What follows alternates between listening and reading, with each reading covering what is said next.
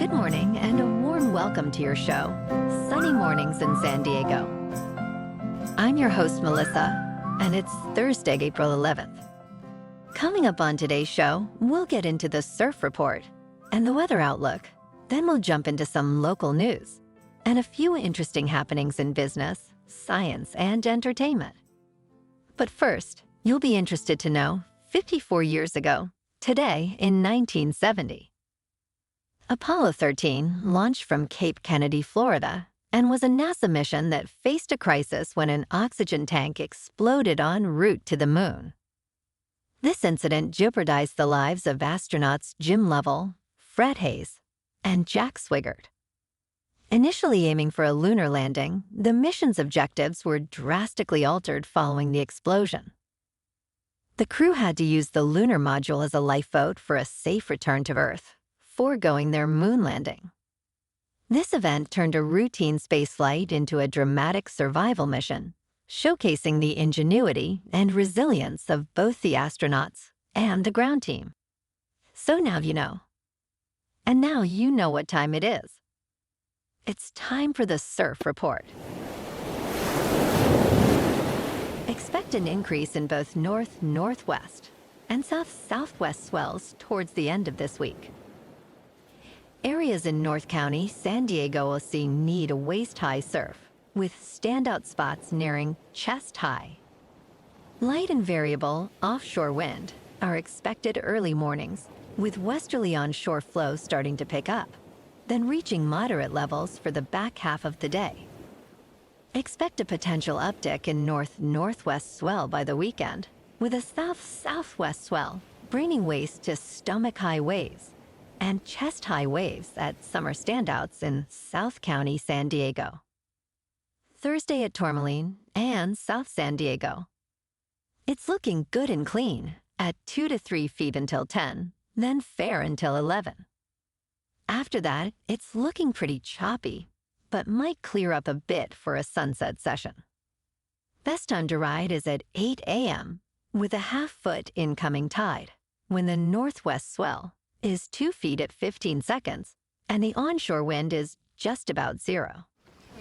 The first high tide Thursday will be 4 feet just after 12:30 p.m., with a 2-foot low tide just before 5.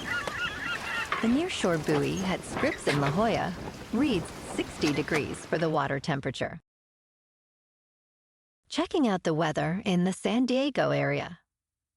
This morning it's partly cloudy and feels like 55 degrees with no wind.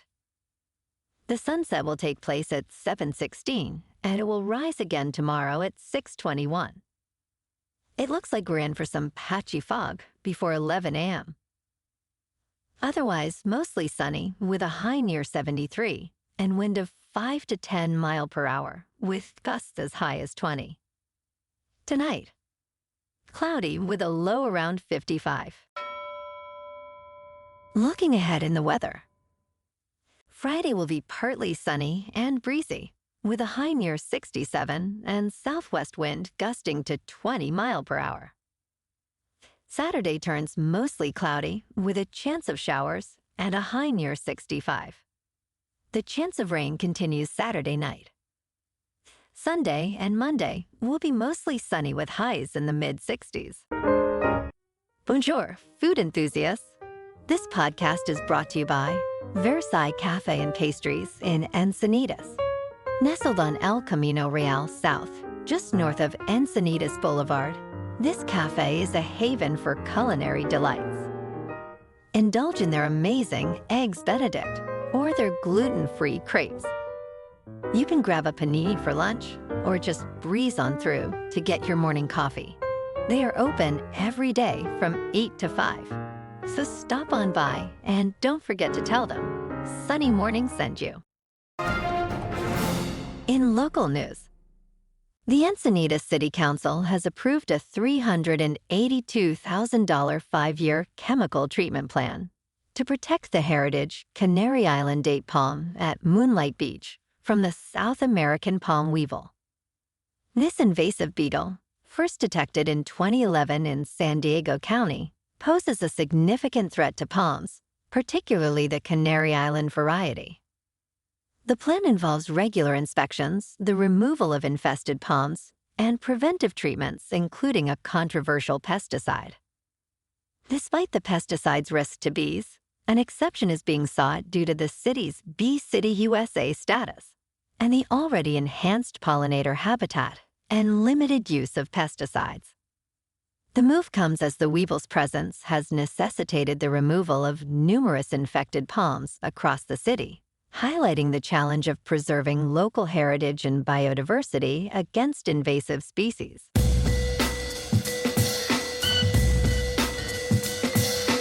Now on to sports. Major League Baseball is facing an unprecedented pitcher injury crisis, with top pitchers like Spencer Strider and Shane Bieber suffering from severe elbow issues. These injuries are closely linked to the pursuit of higher velocity and complex pitches, like the sweeper. Keith Meister, a top elbow surgeon and physician for the Texas Rangers, notes a surge in specific tear patterns due to these pitching styles.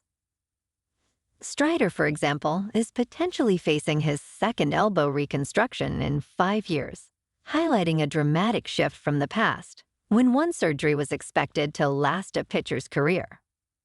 The drive for more strikeouts and better performance is pushing pitchers to their physical limits, leading to more frequent and severe injuries. Major League Baseball and the MLB Players Association are at odds over the causes, with debates around the impact of new rules like the pitch clock.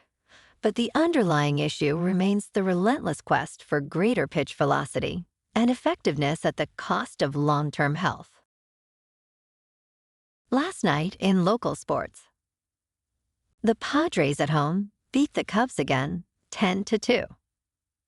And in the NBA, the Clippers on the road lost to the Suns, 124-108. Tonight, the Kings are at home to take on the Flames.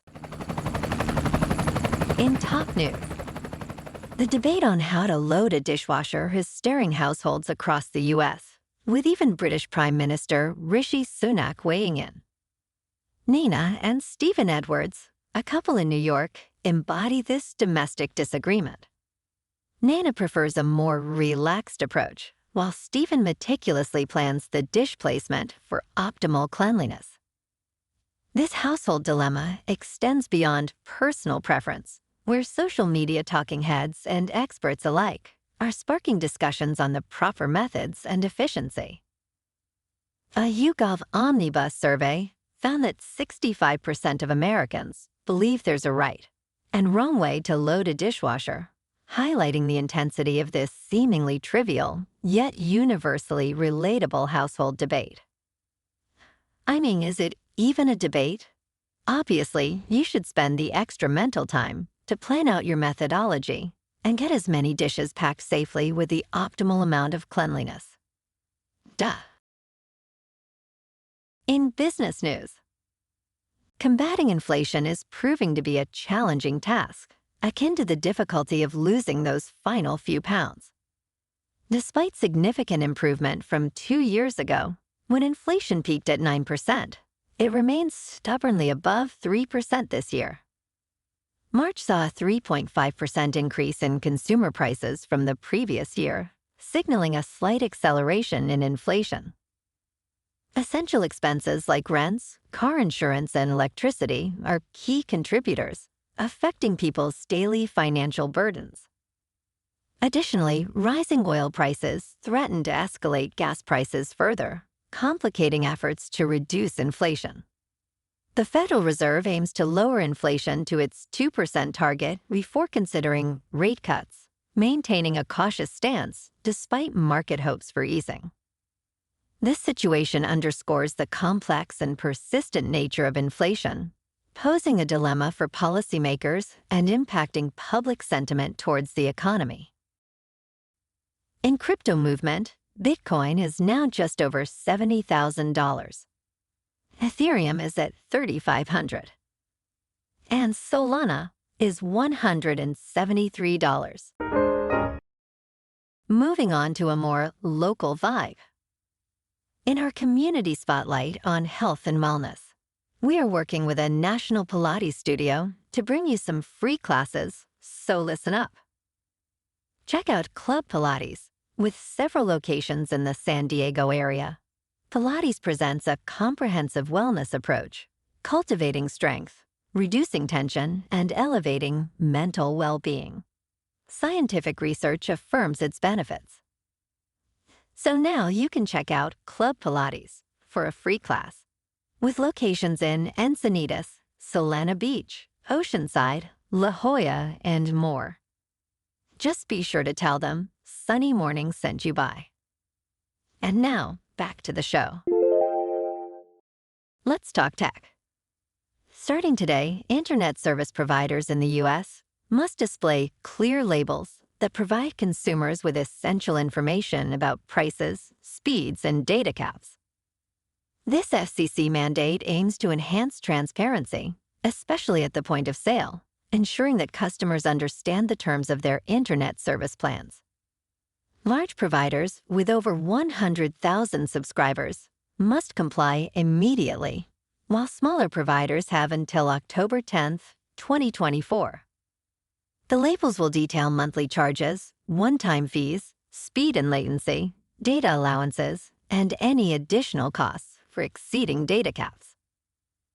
This initiative, part of a broader effort to eliminate hidden fees and provide consumers with straightforward pricing, has been met with resistance from some internet service providers.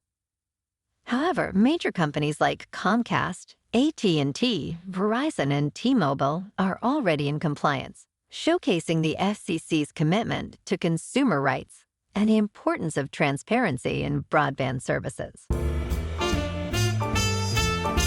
And in entertainment news, Kevin Costner expressed his willingness to return to Yellowstone for the final season to conclude his character's story. Amid rumors of his departure and potential legal action against Paramount, Costner revealed at CinemaCon that while he envisioned participating in 7 seasons, his future on the show remains uncertain. He mentioned a desire for input on his character's fate, which is not typically allowed by the co-creator Taylor Sheridan. As production for the next part of Season 5 is expected to start soon, time for negotiating Costner's return is dwindling. Meanwhile, Costner's film Horizon, an American saga, is set to premiere at Cannes, marking his return to the festival after 20 years. Well, alrighty folks, it's time for the quote of the day. And today, our quote comes from the command module pilot of Apollo 13, Jack Swigert. Make it to stir up your cryo tanks. In addition, have Shaft and Trunnion Okay. for a look at the Comet Bennett if you need it. Okay. Stand by. Okay, Houston, we've had a problem here. This is Houston. Say again, please. Yes. Houston, we've had a problem. We've had a main B bus undervolt. Roger, main B undervolt. Okay, stand by, 13. We're looking at it. And we had a pretty large bang associated with the caution and warning there. And as I recall, main B was the one that had a amp spike on it once before. And that's a wrap for this morning. You can check out our Instagram, YouTube, and TikTok for some captivating aerial videos with local news and the surf reports. Have an amazing day, my good friends. We'll see you tomorrow with another episode of Sunny Mornings in San Diego.